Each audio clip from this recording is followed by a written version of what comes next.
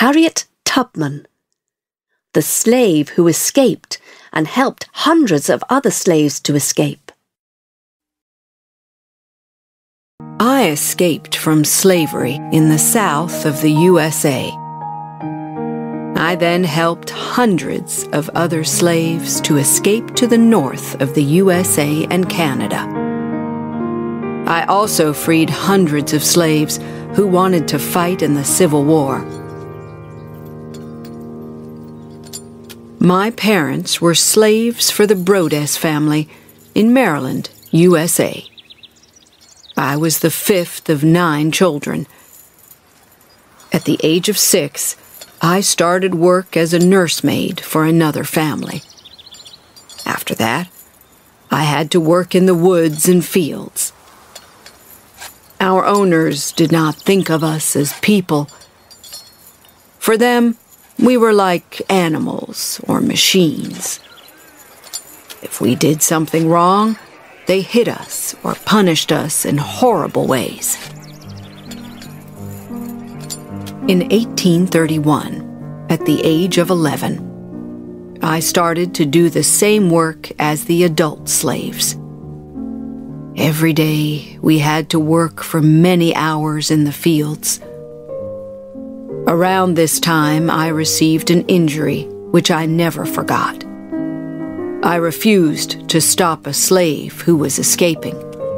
The slave's owner threw a metal weight at the slave, but it hit me on the head. It hurt a lot, and this injury gave me headaches for the rest of my life. In 1849, I was brave and tried to escape. I was married by then, but my marriage was very unhappy, and I hated the thought of another year of slavery. 2 of my brothers agreed to come with me. We wanted to reach the north of the USA, where slavery was illegal. I could live there as a free woman. We made good progress towards the north, but then we heard some bad news. Our owner was offering $300 to anyone who caught us. My brothers became frightened, and we decided to return to Maryland. We were punished when we returned, but I still wanted to escape. A short time later, I escaped again. This time I went alone. I traveled at night, along quiet roads and paths. Some kind people helped me on the way. They gave me food and a place to sleep. Finally, I arrived in the city of Philadelphia in the north. The journey was long and difficult, but it felt wonderful to be free at last. In Philadelphia, I got a job and began to earn money. I missed my parents and my brothers and sisters. I was free, and I wanted my family to be free too. Maybe I could help them to escape. In 1850, I received some bad news. My niece and her daughters were in danger. Their owner wanted to sell them, and they didn't want to go to different families. I decided to return to Maryland to free them. I had to help them to escape. We traveled at night and used the stars to find our way to the north. After helping my niece and her daughters, I helped many other slaves to escape. I offered to help my husband, John Tubman, too, but he didn't want to leave the South. He didn't want to be with me anymore, so our marriage ended. Soon, a new law made things a lot more difficult for me. It became illegal to help a slave to escape in the USA. I had to find a new route to Canada, where slavery was illegal. In 1857, I went on a very special journey to help my parents. They weren't slaves anymore, But their life in the South was very difficult. They were very happy to see me again and wanted to go with me to Canada. Our journey was very slow and difficult because my parents were old.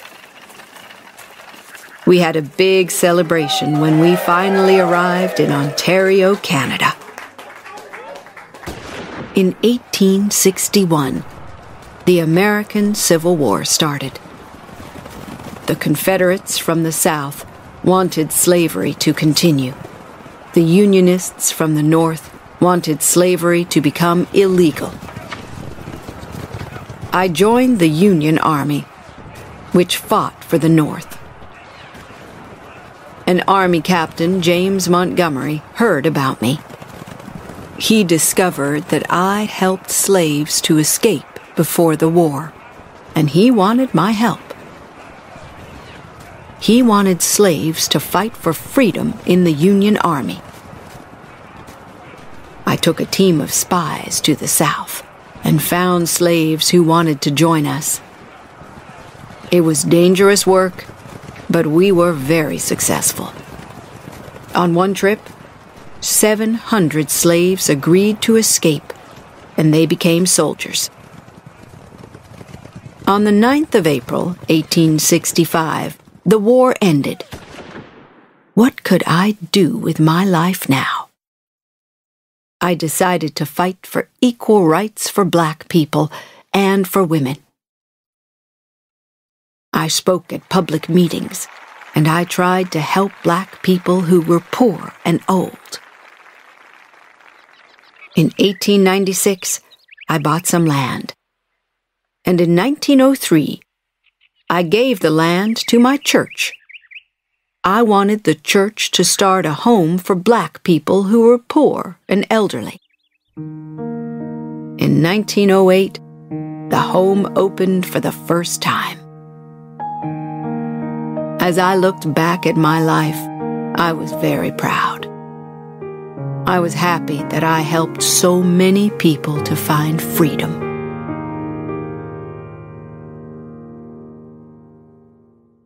Emmeline Pankhurst.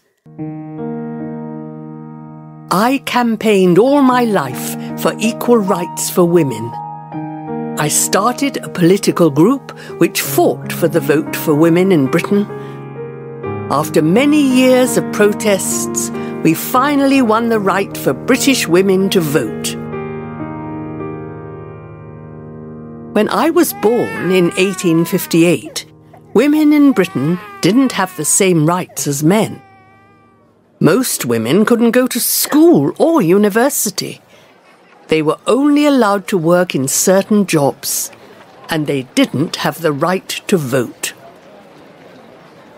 I grew up in Manchester, in the north of England, and I saw many problems every day. Mothers had to bring up children in small, dirty houses. Disease was everywhere because of the terrible conditions. And most women only lived until they were around 50 years old. I knew from a young age that I wanted to improve women's lives. My parents believed in human rights. They believed that education was a right for women as well as men. In 1873, my parents sent me to school in Paris. They wanted me to get a wider view of the world. In Paris, I was disappointed to discover that women were still not equal with men after the French Revolution. Action was needed, and I returned to England to begin the fight. In Britain, the political situation was quite unusual. Our ruler was a woman, Queen Victoria. She was a powerful leader, but she wasn't interested in women's rights. Our politicians were all men, and they definitely weren't interested in political equality for women. In 1879, I was surprised to discover a man who was campaigning for women's rights. His name was Richard Pankhurst, and he was a lawyer. We shared many of the same beliefs and ideas.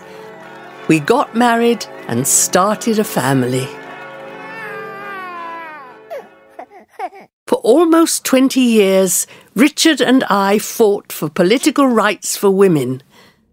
Then sadly, my dear husband died. My daughters and I were very sad, but we decided to continue our campaign. The two oldest daughters, Christabel and Sylvia, became activists.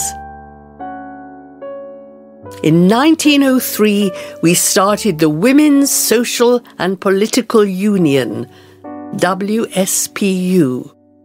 It was a group that fought for the right for women to vote. Christabel became one of our bravest leaders. Sylvia was an artist, and she designed our posters and signs. The WSPU organised many public meetings and protests. Sometimes the police arrested our members. Christabel was one of the first to go to prison. When our members were in prison, we protested.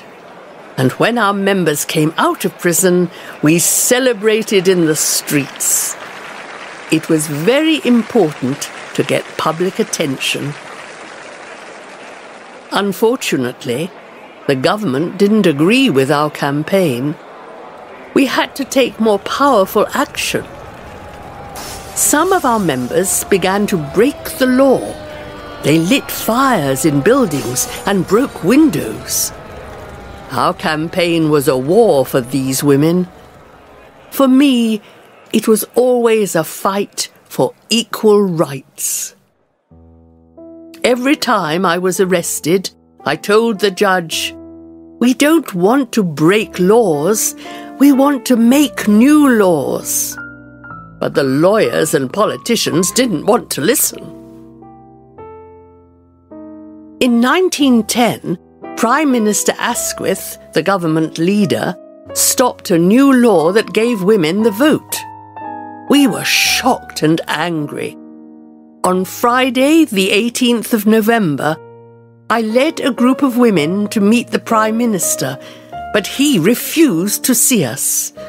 We started to protest in the street, and 100 women were arrested. It was a terrible day. We called it Black Friday. In 1914, the First World War began, and we agreed to stop our campaign. Women were now needed as nurses in hospitals and to work in factories and on farms. In 1917, we started a new group with a new name, the Women's Party. In 1918, the First World War ended. The government realized that women were an important part of the victory in the war. At last, women were given the right to vote. But only women over 30 years old who owned a home could vote. Any man over 21 could vote. We still didn't have full equality. After the war, I went to live in the USA, Canada, and also Bermuda. In 1926, I returned to England. I wanted to become a politician, but my health wasn't good enough. In 1928, only 3 weeks before I died, a new law gave women the same right to vote as men. It took much longer than we hoped, but in the end, our campaign was successful, and at last, we won political equality for women. Maria Montessori. I was the first woman to get a medical degree in Italy. I helped children with mental problems to learn. I then created a special method to teach all children. Many schools around the world still use my method. When I was a little girl, my mother always told me, "Be kind to others." Every day she asked me to make clothes for poor people. We lived in Chiaravalle in Italy, and a lot of poor families lived near our home. Fortunately, my parents had enough money to send me to school. My father had traditional ideas about women. He wanted me to get married and stay at home. So he didn't want me to continue my education after primary school. But my mother was very different, and she encouraged me to study. In 1883, I started at secondary school, and after that, I went to a technical college. I did well in maths and physics, but later I became very interested in biology. I decided to become a doctor. It wasn't an easy decision to make. Only men studied for medical degrees at that time. Would a medical school accept me? In 1890, I began a course in science at the University of Rome. I did very well in this degree, and at last the university's medical school accepted me. Some of the teachers and students didn't want me to study there, but I worked hard, and in 1896, I was the first woman in Italy to become a doctor. The university had a special hospital for children with mental problems. I wanted to help the children to communicate and to learn. I wanted to improve their lives. But how could I do this? I began to study and give talks about this question. In 1898, I became a director of a school in Rome for children with mental problems. At that time, people called these children horrible things, such as crazy or idiots. But these children were just different, and they needed to learn in a different way. My teachers and I showed the children what to do. Slowly, we made progress with this practical method. We showed the children simple actions, such as how to eat or wash or play games. The children copied these actions, and then we repeated them again and again. In 1906, the government asked me to work in a different school for very young children from poor families.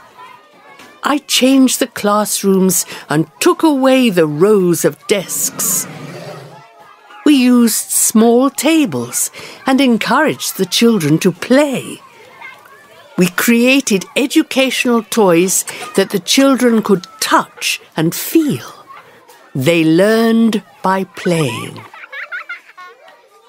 Traditional teachers didn't understand this method. For them, the most important thing was to teach. For us, the most important thing was to learn. We also wanted children to help each other and to learn from their own experiences. Soon people in other countries wanted to know about my teaching method. Montessori schools were opened in many countries. By 1913, there were more than 100 Montessori schools in the USA. Alexander Graham Bell, the inventor of the telephone, believed in my method, and became the leader of the American Montessori Society. In 1915, I was invited to the USA and spoke at Carnegie Hall, a famous concert hall in New York. In San Francisco, I gave a course for teachers. We made a classroom with 21 students and a glass wall. Thousands of people came to watch our classes. In Europe, the First World War was destroying many lives. I decided to move to Barcelona in Spain, where things were more peaceful than in Italy. I lived there for many years and travelled to many other countries to teach people about my method. In 1929, an international organisation was started, the International Montessori Association. The organisation encouraged parents and teachers to use the Montessori method. In 1936, the Spanish Civil War started, and I decided to move to Amsterdam in the Netherlands. There were more than 200 Montessori schools in the Netherlands at that time. I continued to create new educational materials and give talks. I wanted people to use education for peace. In 1939, I was invited to India to give talks and train teachers. The Second World War started that year, and in 1940, the German army attacked the Netherlands. I couldn't go home to Amsterdam, so I stayed in India for several years and created courses for Indian teachers. For the rest of my life, I continued to train teachers and improve my method. I was given many honours for my work, such as the French Legion of Honour. I was also nominated 3 times for the Nobel Peace Prize because I believed in education for peace. I believed that education could improve people's lives. When I looked back at my long life, I was happy that my Montessori schools were able to do this. Helen Keller. I became blind and deaf before I learned to speak. With the help of several special people, I learned to communicate. I used my communication skills to teach people about blindness. I also fought for the rights of women and workers. I was born in 1880 in Alabama in the USA. When I was 19 months old, I became very sick with meningitis, a disease of the brain. I got better after the illness, but unfortunately I couldn't see or hear anymore. I found it very difficult to learn, and I became very angry. I was able to think, but I could not communicate my thoughts. It was a very difficult time for me and for my parents. My mother and father wanted to help me, but they didn't know what to do.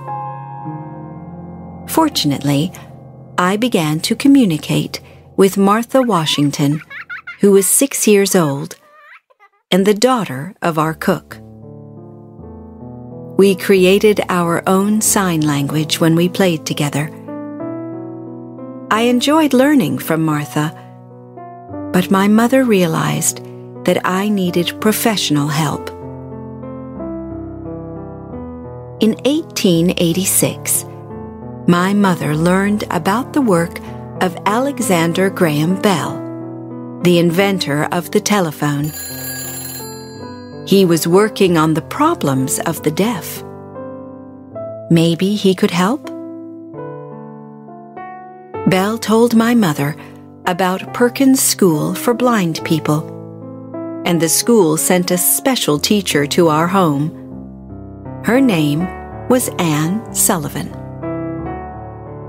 At first, I was a very difficult student, but Anne Sullivan was very kind to me.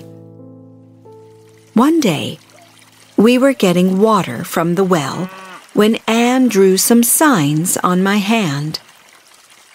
I realized that she was writing the word water. I was so excited. Within a few hours, I could read more than 30 different words. At last, I could communicate with other people, and they could communicate with me. Anne helped me to escape from my lonely world. When I was 8 years old, I went with Anne to the Perkins School for Blind People. At the school, I was excited to discover that there were other children like me. We all learned from our teachers and from each other. I learned to read Braille in English and later in several other languages. In 1894, Anne took me to New York, and I studied at several different schools for the blind and deaf. I tried to learn to speak, but it was difficult. My voice worked, but I didn't know how to use it properly. Only Anne and a few other people could understand me when I spoke. I studied hard, and in 1900 I started at university. Anne went with me to every class. She wrote the teacher's words on my hand. In 1904, I became the first deaf and blind person to get a degree. I was so happy and proud, and I knew that I wanted to use my communication skills to help other people. At first, I worked with organizations that fought for women's rights. Then, in 1912, I started to work with workers' organizations. I discovered that some types of work made people blind. I wanted people to know about this problem, so I wrote a book in Braille about it. In 1915, I started my own organization, Helen Keller International, which still teaches people about blindness. I wanted everyone to know that in many cases, blindness can be prevented. For many years, I traveled around the world and talked to groups of people about blindness. I communicated with Anne. She then spoke my words for me. Our talks became very popular, and sometimes we earned up to $2,000 a week. We gave the money to organizations that helped blind people. When Anne became ill, Polly Thompson became my guide. Unfortunately, in 1936, Anne died. She did so much for me, and I never forgot her. With the help of several special people, I wrote 12 books about my beliefs. I became famous because of the talks and the books. Important people wanted to meet me. I even met the King of England and the President of the USA. Polly Thompson helped me with my work until she became very ill in 1957. After that, Winnie Corbally became my guide and traveled with me to teach people about blindness. Our work was helped by a theater play, The Miracle Worker, about the life of Anne Sullivan. In 1962, it became a popular film. In 1964, I won an important award from the President of the USA for my work. The year after that, my name was added to the list of the most successful women in the USA, the Women's Hall of Fame. The names of my guides, Anne, Polly, and Winnie, should be in that list too. In 1968, at the end of my life, I remembered Anne, Polly, and Winnie. I felt proud of our work, which helped blind people around the world.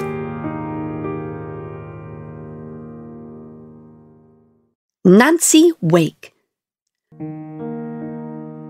I fought with the French resistance against the Germans in the Second World War. I got weapons for the resistance fighters and helped fighters to escape. I was part of the final victory against the Germans in 1945.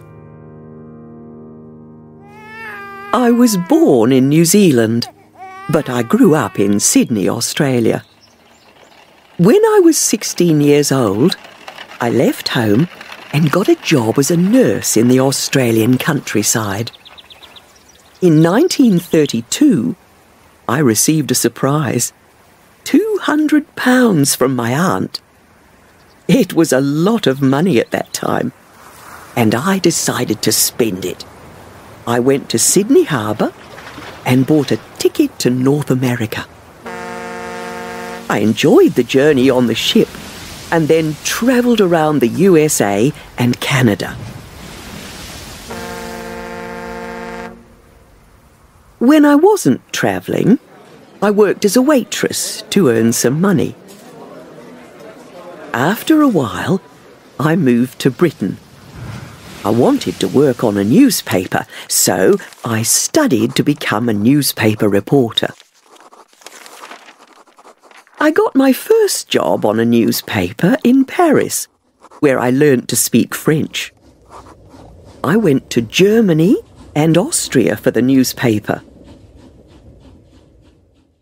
I saw the terrible things that Adolf Hitler and his Nazi party were doing in their country. I realised then that the Nazis were very dangerous, and they wanted to rule the whole of Europe. In 1940, the Germans attacked France and occupied most of the country. I was already living in the south of France, where I married my first husband, a businessman, Henri Fiocca. We both hated the Nazis and wanted to help in the war against them. I began to work for the French resistance in Marseille. I delivered secret messages to the resistance fighters, and I also helped fighters to escape. The Germans tried to catch me.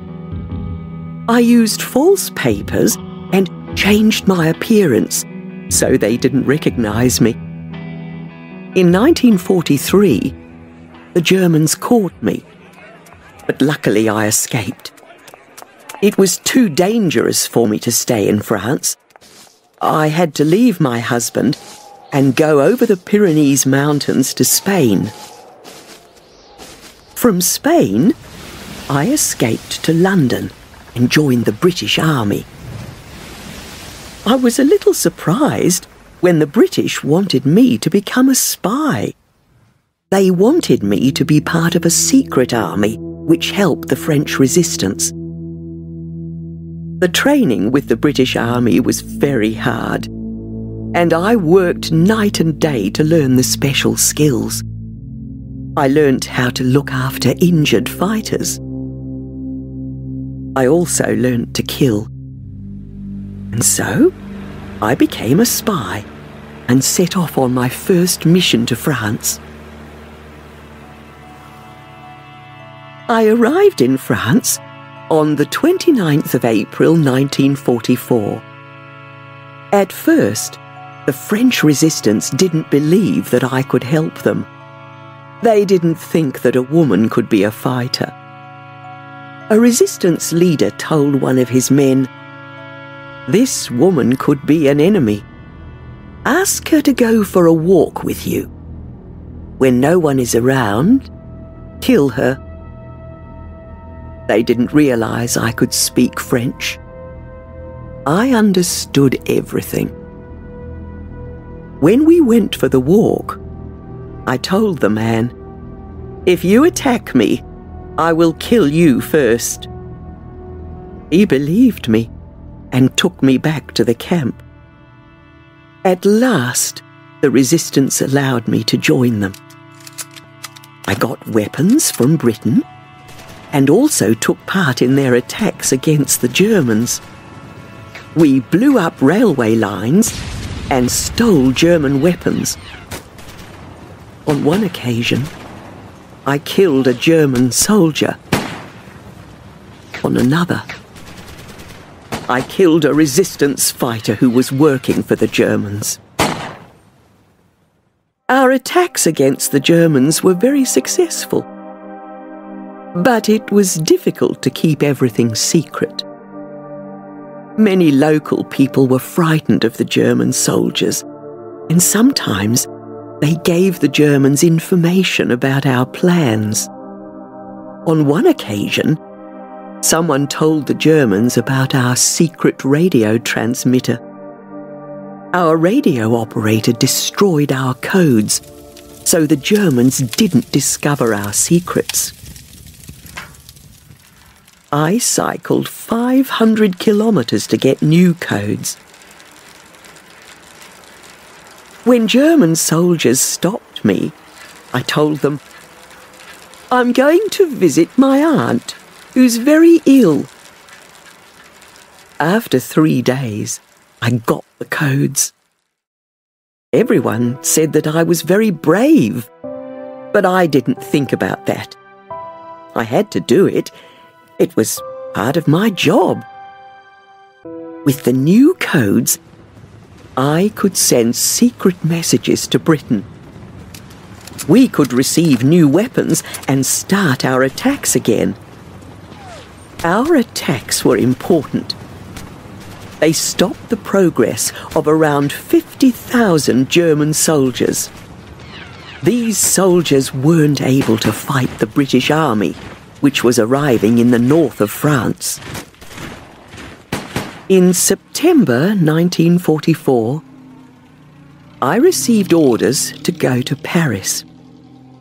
In Paris, I helped the British and French armies in the final months of the war. On the 8th of May, 1945, we heard the wonderful news. The war was over, and the victory was ours. I wanted to return home to my husband. I was shocked to discover that he was dead. He was killed by the Germans in 1943. It was time for me to start a new life. I went back to Australia and tried to become a politician. I wasn't successful, and life seemed boring after the war. I then moved to the UK for several years, and I got an office job with the British Secret Service. I was happy to receive many honours for my work in the war, such as the George Medal from the British. And at the end of my life, I felt proud to be part of one of the most important victories in history. The victory brought peace and freedom to Europe.